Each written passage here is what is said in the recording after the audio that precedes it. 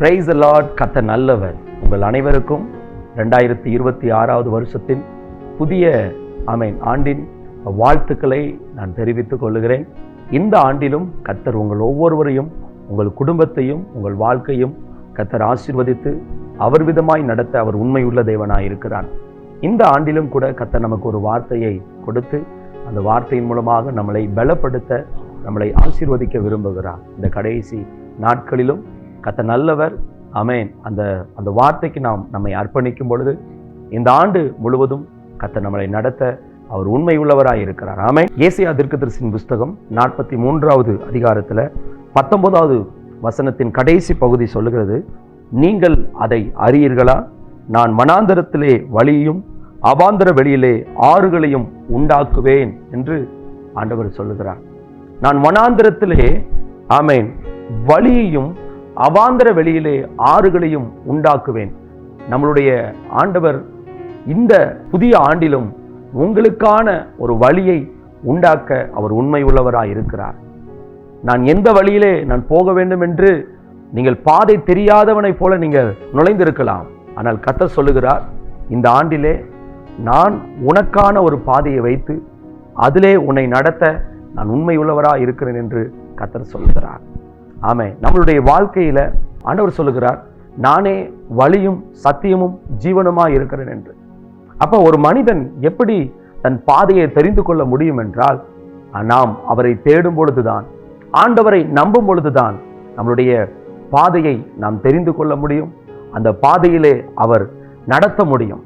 அப்போ உங்களுடைய வாழ்க்கையில இன்றைக்கு உங்க வாழ்க்கையை அவருடைய கரத்துல நீங்கள் ஒப்புவிப்பீர்களானால் அவர் உங்களுக்கான பாதையில் அந்த வழியை உண்டாக்கி அவர் நடத்த போதுமானவராக இருக்கிறார். நீங்க நினைக்கலாம், என்னுடைய வாழ்க்கை ஒரு வனாந்தரம் போல இருக்கிறதே, என்னுடைய வாழ்க்கை ஒரு வனாந்தரம் போல இருக்கிறதே, இந்த வனாந்தரத்துல நான் எங்கு நான் போவதென்று எனக்கு தெரியவில்லையே அப்படின்னு நீங்க நினைக்கலாம். ஆனால் நம்முடைய ஆண்டவர் அதிசயமானவர். அவராலே முடியாத காரியம் ஒன்றுமில்லை.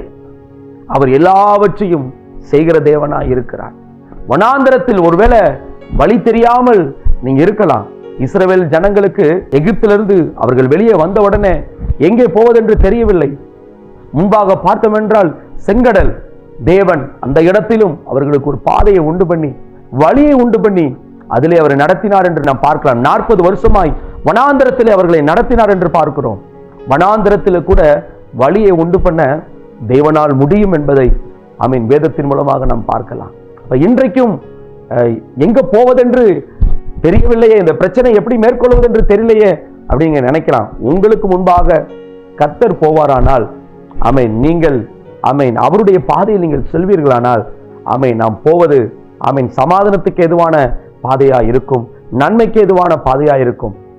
நாம் அந்த வழியிலே அந்த பாதையிலே செல்ல உங்களை நீங்கள் ஒப்புக் கொடுக்கும் பொழுதுதான் உங்கள் காரியங்கள் எல்லாவற்றையும் கர்த்தர் வாய்க்க செய்வார். அல்லேலூயா.